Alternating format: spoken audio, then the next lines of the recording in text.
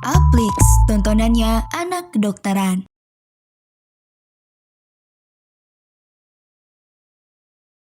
Nah, di video kali ini kita akan bahas tentang gangguan neurotik, gangguan yang berhubungan dengan stres, dan gangguan somatoform ya.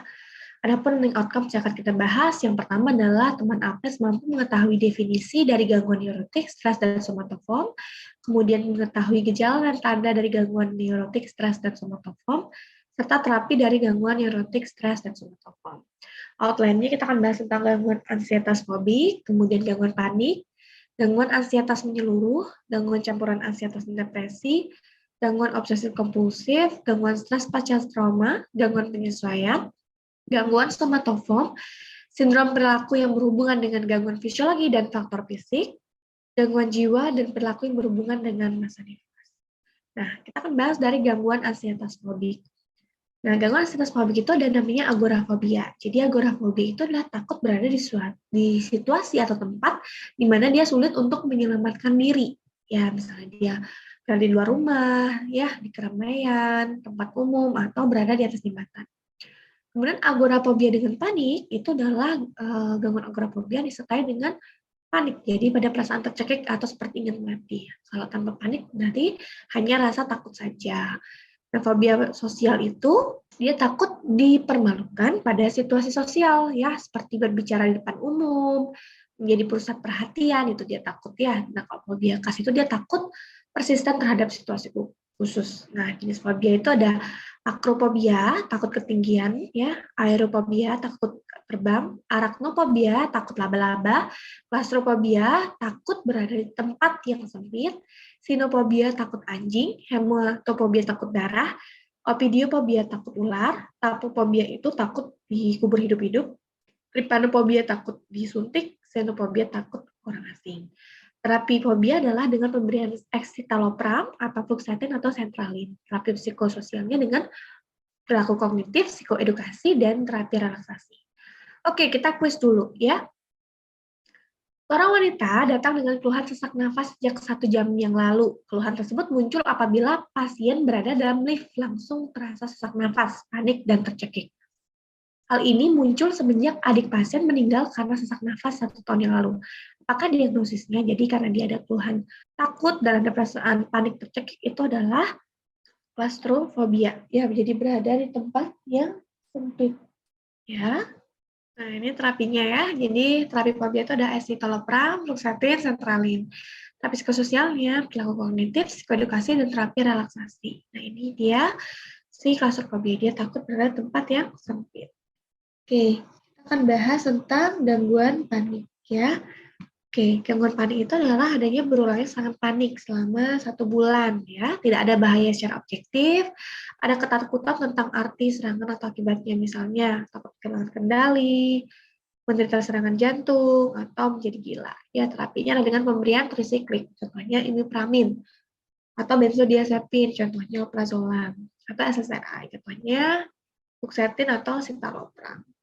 Nah, untuk gangguan panik, pertama adalah pilihannya escitalopram, fluoxetine, atau sentralin. Ini keduanya adalah clomipramin, imipramin, atau mirtazapin, atau alprazolam. Ini ketiganya adalah divalproat, gabapentin, atau risperidon ya. Nah, ini pertama ini ya, berikan golongan SSRI. Oke, kita kuis dulu. Punya N berusia 24 tahun datang ke IGD dengan keluhan merasa berdebar-debar tanpa penyebab sejak 30 menit yang lalu. Pasien juga mengeluh sesak nafas, merasa tercekik, dan berkeringat dingin. Hal seperti ini pertama kali terjadi, muncul secara tiba-tiba tanpa ada pencetus yang jelas. Tanda vital dalam batas normal, pada pesan EKG juga dalam batas normal. Diagnosis pada kasus ini adalah, ini jelas, gangguan panik. Ya. Oke, next kita akan bahas tentang gangguan ansietas menyeluruh. Ya, gangguan ansietas menyeluruh itu adalah kekuatan yang berlebihan terhadap segala sesuatu. Dia bersifat free floating, dia akan cemas terhadap segala hal ya. Cemas terhadap nasib buruk, berada di ujung tanduk, kemudian sulit berkonsentrasi, kemudian ada ketegangan motorik seperti gelisah, sakit kepala, gemetaran, dan ada hiperaktivitas otomotor seperti kepala ringan, berkeringat, jantung berdebar, dan sesak nafas. Terapinya adalah pemberian benzodiazepin, ya seperti diazepam, lorazepam, clobazam, atau alprazolam. Ini lini pertamanya ya, escitalopram, sertralin, lini keduanya alprazolam, clobazam, diazepam, ya. Lini ketiganya mirtazapin atau risperidone.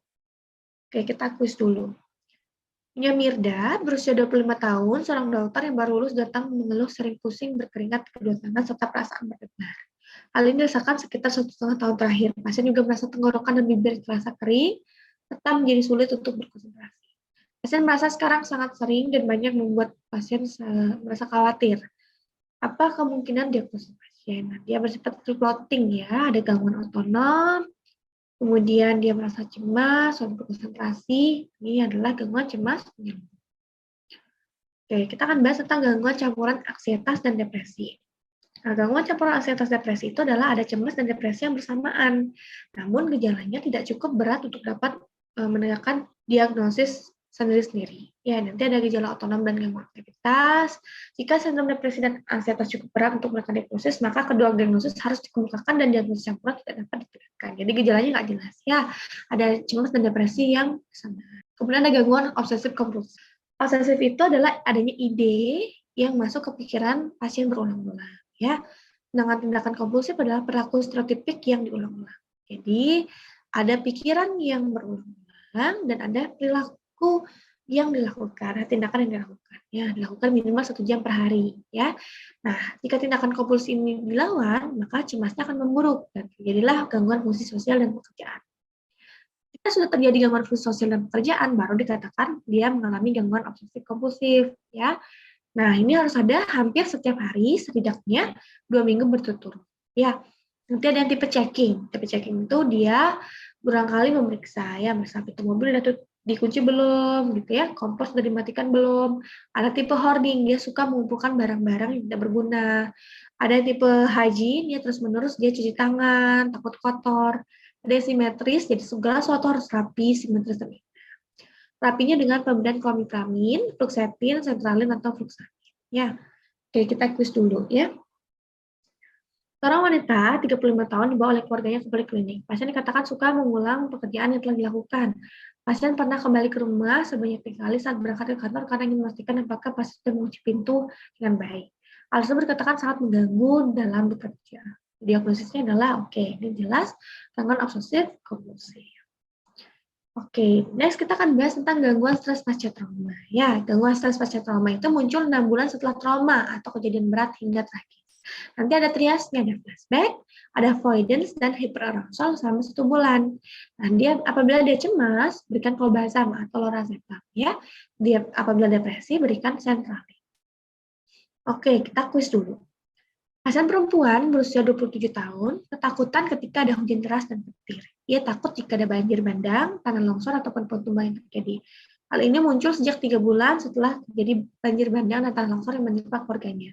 Saat itu hanya dirinya yang selamat. Apakah diagnosis pada kasus tersebut? Nah, ini karena ada kejadian tragis yang mendasari, dan ada triasnya, ada flashback, hyperarousal, ya. Itu adalah gangguan stres pasca trauma atau PTSD, ya. Oke, next kita akan bahas tentang gangguan penyesuaian.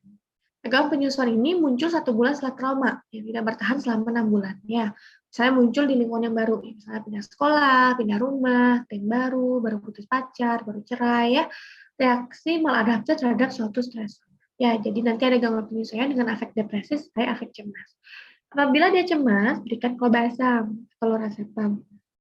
Bila depresi, dia berikan SSRI, ya, sertralin 1 kali 12,5 mg.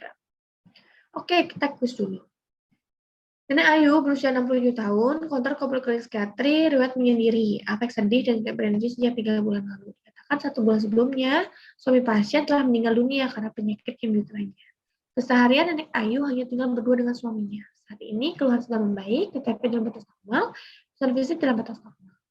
Apakah diagnosis yang dalam pasien ya? Karena dia ada riwayat perubahan lingkungan, nah ini gangguan penyesuaian. Ya, oke, next kita akan bahas tentang gangguan somatofon. Kalau somatofon itu ada somatisasi. Somatisasi itu banyak keluhannya. Dia suka shopping dokter, pindah-pindah dokter, tapi pemeriksaan fisik dan penyakitnya normal.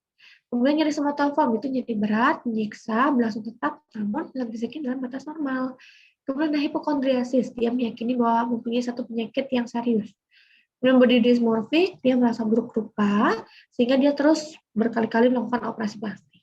Kemudian psikosomatis, dia mencemaskan kesehatannya namun melebihi gejala sesungguhnya. Ya, jadi nanti ada faktor psikologis yang memperberat sebuah kondisi medis. Tapi pemulihan fisiknya dapat ditemukan suatu kelainan, tapi tidak seberat keluhan yang dia keluhkan, gitu ya. Jadi lebih-lebihkan gitu psikosomatis. Oke, kita kuis dulu. Nyonya Berti, usia 50 tahun, datang dengan keluhan pusing. Pasien juga sering merasa mual, nyeri pada sendi kaki. Pasien juga merasa bahwa kencingnya berkurang dan tidak bisa BAB. Dan mengatakan buram jika melihat dan susah mendengar karena telinganya berenging. Pada pesan fisik temukan dalam batas normal. Saya sudah sering berobat ke dokter spesialis di berbagai rumah sakit, namun masih belum membaik. Dia menderita penyakit kronis di sana. Apakah diagnosis yang paling tepat? Ya, ini termasuk gangguan somatisasi. Jadi keluhannya banyak, ya. Tapi pusat fisik dalam batas normal dan sering shopping dokter. Oke, sindrom perilaku yang berhubungan dengan gangguan fisiologis dan faktor fisik. Ya, ada namanya bulimia nervosa. Ya, bulimia nervosa itu adalah ada preokupasi menetap terhadap makanan, ya. Kemudian pasien melawan dengan merasa muntah atau meminum obat-obat pencahar atau puasa atau minum obat-obatan penekan nafsu makan. Kemudian rasa takut berlebihan terhadap kegemukan, tapi BMI-nya masih normal. Itu namanya bulimia nervosa. Kalau anoreksia nervosa, ya, dia mempertahankan berat badan di bawah 15% dari normal, ya. Ada usaha mengurangi berat badan, ada gangguan endokrin ya seperti aminore, peningkatan growth hormon dan kortisol dan BMI-nya di bawah normal. Bedanya adalah kalau bulimia nervosa itu BMI masih normal, kalau anoreksia itu BMI di bawah normal. Ada gangguan makan lain, ada namanya pika. Pika itu suka makan yang tidak semestinya. Ada pagopagia, suka makan es batu. Ada geopagia, suka makan tanah atau batu. Oke, next kita akan bahas tentang gangguan tidur. Gangguan tidur itu ada insomnia. Dia sulit untuk masuk atau mempertahankan tidur. Terjadi 3 kali dalam seminggu, minimal dalam 1 bulan. Ada yang tipe early, middle, dan late. Early itu dia sulit untuk memulai tidur. Middle itu dia sulit untuk mempertahankan tidur. Kalau late itu dia terbangun terlalu awal gitu dan tidak bisa tidur lagi, gitu ya. Kalau hipersomnia itu sering mengantuk meski sudah tidur cukup, ya setiap hari berlangsung selama 1 bulan. Kemudian ada gangguan jadwal tidur jaga, ya bergantinya pola tidur berlangsung setiap hari selama 1 bulan minimal. Ada somnambulisme, dia sleepwalking. Ada narkolepsi, dia serangan tidur tiba-tiba. Kemudian nightmare itu dia mimpi buruk, tapi masih ingat mimpinya. Night terror, tiba-tiba bangun, teriak, tapi lupa dengan mimpinya. Kalau nightmare itu dia mimpi buruk, tapi masih ingat. Kalau night terror tuh nggak ingatnya, ya. Nah, kalau insomnia early, ya dia sulit memulai tidur. Kalau middle insomnia, dia proses tidurnya terpecah, sering terbangun gitu ya. Kalau late insomnia, dia dapat masuk tidur tapi terbangun lebih awal dan tidak bisa tidur kembali. Kalau yang early, dia kita pakainya yang short acting seperti alprazolam, tiamzolam. Kalau yang middle itu florazepam, clonazepam, diazepam gitu ya. Kalau late ya amitriptyline. Nah, kemudian ada gangguan seksual, ada gangguan keinginan seksual, ya, ada yang turun, ada yang naik. Ada yang turun namanya hipoaktif seksual dan aversi seksual, sedangkan naik itu ada nipomania atau satriasis. Ya, nipomania itu pada perempuan, satriasis itu pada laki-laki. Gangguan rangsangan itu ada disfungsi ereksi dan gangguan lubrikasi. Disfungsi ereksi pada laki-laki, gangguan lubrikasi pada perempuan. Kemudian gangguan orgasme, orgasme berlebihan atau orgasme dini. Ada gangguan seksual pain disorder, itu ada vaginismus dan dispareunia. Bedanya adalah kalau vaginismus itu nyeri dan disertai adanya kontraksi atau spasme dari vagina, sedangkan dispareunia itu hanya nyeri saja. Ya, oke, kita kuis dulu. Laki-laki berusia 23 tahun datang ke poliklinik mengeluh bahwa dirinya mengalami gangguan tidur sejak 1 bulan terakhir. Dia tidak dapat memulai tidur, ia baru bisa tidur saat subuh atau menjelang pagi hari. Hal ini membuat tubuhnya tidak fit ketika bangun di pagi hari. Apakah terapi diberikan kepada pasien? Oke, dia baru bisa tidur saat subuh, gitu ya. Dia sulit memulai tidur. Jadi kita berikan yang aprasona. Yang early kita berikan aprasona yang short acting ya. Oke. Next kita akan bahas tentang gangguan jiwa dan perilaku yang berhubungan dengan masa nifas ya.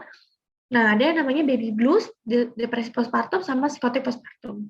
Nah, baby blues itu konsepnya itu ada muncul hari ketiga atau hari keempat postpartum. Ya, umumnya menghilang kurang dari 2 minggu. Ya, nanti ada irritabilitas, moodnya nggak stabil, merasa lelah, sering menangis, nafsu makannya menurun, atau keinginan mengurus bayinya menurun. Ya, pelaksananya itu psikoterapi atau diberikan antidepresan bila memungkinkan. Kemudian depresi postpartum itu terjadi lebih dari 2 minggu setelah postpartum. Ya, dia memenuhi kriteria diagnosis depresi dan terapinya dengan pemberian antidepresan dan psikoterapi. Sedangkan psikotik, ya itu munculnya di bawah 2 minggu. Ada waham, ada halusinasi dan gangguan activity daily living. Ini diberikan antipsikotik dan bayi harus dipisahkan dari ibunya. Oke, kita kuis dulu ya. Perempuan berusia 20 tahun dibawa ke RS karena menyendiri di kamarnya. Kondisi ini terjadi sejak 2 bulan yang lalu setelah melahirkan bayinya. Terkadang pasien terlihat sangat marah, kesal, dan ingin mencekik bayinya agar bayinya mati. Pasien juga pernah berteriak bahwa bayinya adalah bayi setan yang membawa sial. Ayah bayi telah meninggalkan pasien saat pasien hamil dan tidak pernah kembali. Tata laksananya adalah, nah ini karena sudah ada waham gitu ya, kita berikan antipsikotik dan bayi dipisahkan dari ibunya. Ya, jadi udah ada gejala waham dan halusinasi. Oke, sekian untuk video kali ini. Sampai jumpa di video berikutnya. Bye-bye.